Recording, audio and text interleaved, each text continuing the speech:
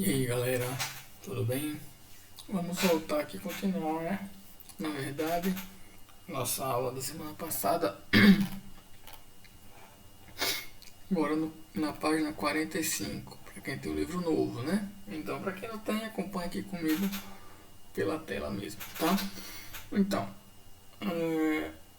a gente estava falando nas últimas aulas, né? Na última aula a gente falou sobre a emissão de alguns gases na atmosfera e a relação que isso tinha com a camada de ozônio, né? E agora a gente vai ver alguns fenômenos que acontecem, né, no planeta e tal. E dois conceitos importantes para a gente entender, né? O primeiro é efeito estufa e o segundo é, é aquecimento global, certo? São dois conceitos que algumas vezes as pessoas usam como se fossem sinônimos, como se significassem a mesma coisa. A gente vai ver agora que não é bem assim, tá? O que é o efeito estufa? O efeito estufa, como já está dizendo aí no livro mesmo, é um fenômeno natural que contribui para manter a temperatura média da superfície da Terra em torno de 15 graus Celsius. Sem ele, esta temperatura seria de 18 graus Celsius abaixo de zero. Portanto, o efeito estufa é importante para manter as condições do planeta compatíveis com a vida. Então, o efeito estufa, a primeira coisa que você tem que ter em mente é que o efeito estufa é um fenômeno natural, tá? Que acontece independente da ação humana, certo? O efeito estufa tem essa importância de manter a temperatura da Terra uma temperatura habitável, certo? Para existir vida. O aquecimento global é o aumento dessa temperatura que está sendo mantida pelo efeito estufa, tá? Então, se você for reparar aqui nessas figuras, né? Tem dois termômetros aqui de 35 graus e 45 graus, né? Então temperaturas bem altas aí no Rio de Janeiro e aqui na cidade da Espanha, chamada Granada, tá? A grande maioria dos cientistas acredita que o aquecimento global está sendo influenciado por ações humanas, né? Então quanto mais a gente queima combustíveis fósseis, quanto mais a gente faz queimadas nas florestas, etc., isso vai lançando no ambiente gases que aumentam o efeito estufa. Então, o aquecimento global, na verdade, é um aumento da intensidade desse efeito estufa, tá? Mas o que é, na verdade, como acontece o efeito estufa? Então, nós temos aqui um exemplo de uma estufa, tá? A estufa é um ambiente usado para cultivo de plantas, tá? Como é que a estufa funciona? Você tem aqui um lugar fechado, essa cobertura aqui é um plástico, né, transparente. O que acontece? Quando a luz do sol vem, ela atravessa o plástico, entra na estufa, bate no solo e o solo reflete de volta a luz do sol, certo? Mas quando o solo reflete a luz do sol, ela não volta da mesma forma que ela veio. Então ela não consegue atravessar de volta para o ambiente e acaba sendo refletida para o solo de novo. Então você tem uma luz do sol, vem, bate aqui, volta e volta para o solo de novo. Então o calor, a temperatura aqui dentro é bem maior do que fora dessa estufa, certo? Então isso aqui é uma estufa construída pelo homem para cultivo de plantas. Se você for reparar, o planeta Terra é uma espécie de estufa, tá? Você tem aqui parte dos raios do Sol atravessa a atmosfera do planeta Terra e aquece o planeta, certo? Do mesmo jeito lá da estufa. Alguma parte desse calor é refletida de volta para o ambiente e retorna para o espaço, mas outra parte fica presa aqui dentro dessa camada de ar que é a atmosfera. Né? Você tem aqui, ela fica presa dentro do planeta. Então isso faz com que a temperatura do planeta fique sempre mais ou menos constante, a temperatura média, tá? Porque você vai ter lugares muito quentes e muito frios. Mas se você for tirar a média da temperatura do planeta, a ideia é que ela permaneça sempre a mesma. Só que isso, obviamente, não está acontecendo. Você tem aí o aquecimento global, tá? Então, o aumento do número de indústrias e veículos no mundo representa um problema ambiental, certo? Como assim? Essas são as principais fontes emissões de gás carbônico na atmosfera, porque na maioria dos casos a queima de combustíveis fósseis, como o carvão e o petróleo. Aqui nessa figura dá para ver que a quantidade de carros que tem lançando gás carbônico na atmosfera e a quantidade de árvores que tem para pegar todo esse gás carbônico e transformar em oxigênio. Então não dá. É uma quantidade muito grande de gás carbônico para pouca árvore para fazer essa transformação. Então o que acontece? Esse gás carbônico vai ficar preso aqui, na atmosfera. Certo? O gás carbônico é um tipo de gás que dificulta que parte desse calor seja devolvido para o espaço. Então o gás carbônico aprisiona ainda mais o calor na atmosfera. Então isso faz com que a temperatura aumente, tá?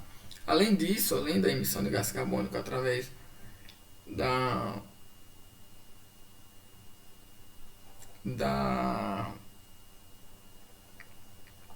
como é que fala? Me perdi, gente, perdão.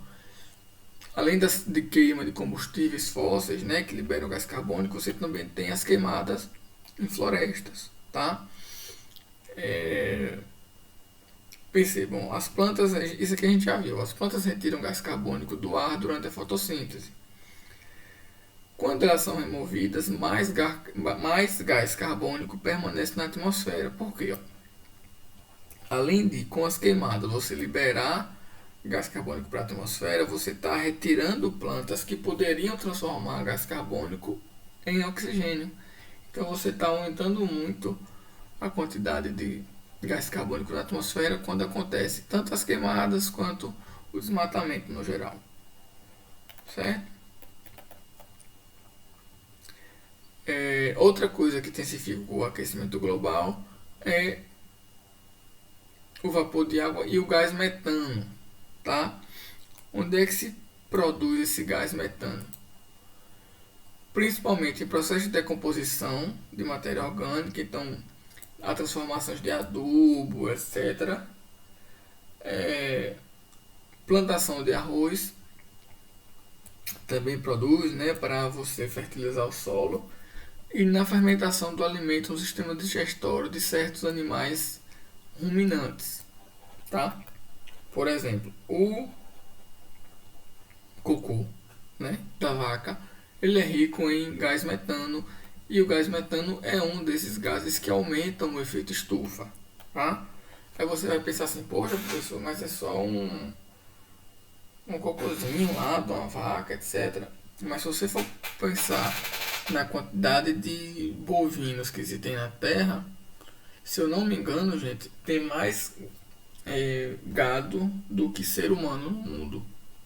Então imagine todo esse material emitindo metano na atmosfera, né? Além disso, o aquecimento global também pode provocar a elevação do nível dos mares. Porque como a temperatura vai aumentar, as geleiras, né, toda aquela água que está congelada nas geleiras, nos polos, vai derretendo e o nível do mar vai subindo, tá? O que é que isso pode causar? Áreas litorâneas, né, cidades que são litorâneas, podem ser inundadas com o nível do aumento do mar.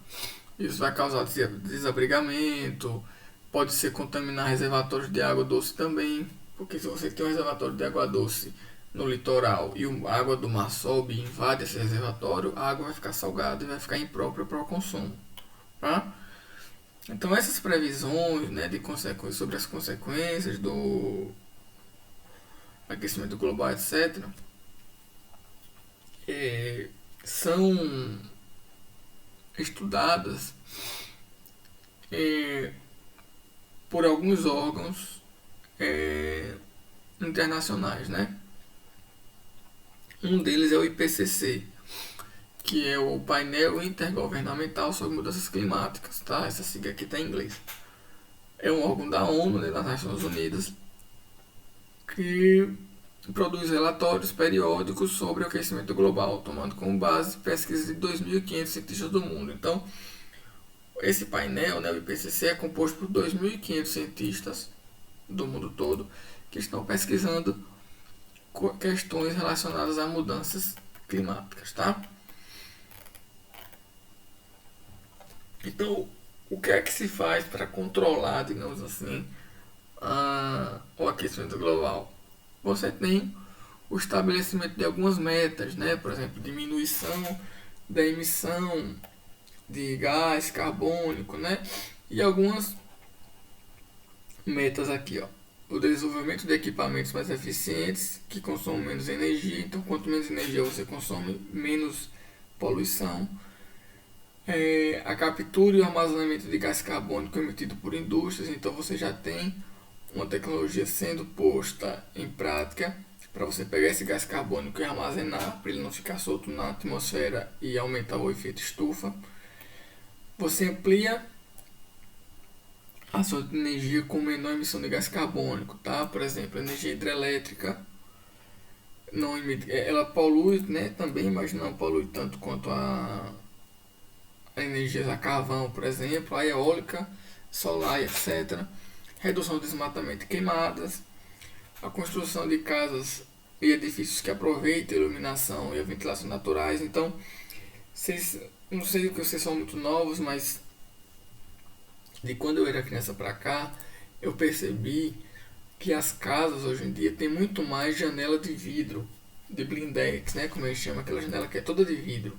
Antigamente, vocês devem, né, ter visto casas assim, obviamente. Casas que a janela era de madeira e vidro. Hoje em dia você já tem porta toda de vidro. Então você fica se perguntando por que as pessoas fazem isso.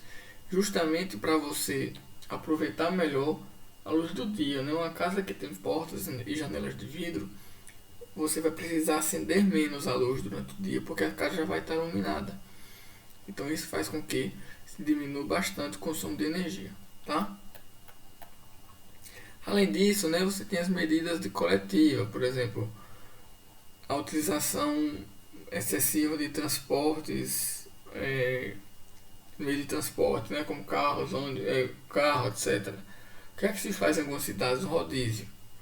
Então, em São Paulo, por exemplo, você tem em algumas regiões da cidade os rodízios para não rodar tanto carro dentro da cidade. Então, dia tal só pode rodar na cidade carro com placa do final 01. Aí no outro dia, placa 02. Por que isso? Porque isso diminui o fluxo de carros na cidade e diminui também a emissão de gás carbônico na atmosfera. E quem descumpre essas regras geralmente leva uma multa, algo assim. Outra medida é economia de energia, né? Essa coisa que a gente falou, de apagar a luz, não usar tanto energia elétrica. E ao invés de usar carros, dá preferência ao transporte público, tá?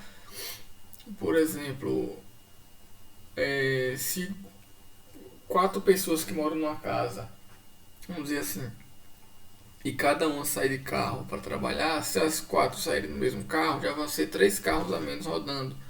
Já vai ser uma emissão muito menor, tá? Então também existem essas estratégias, certo?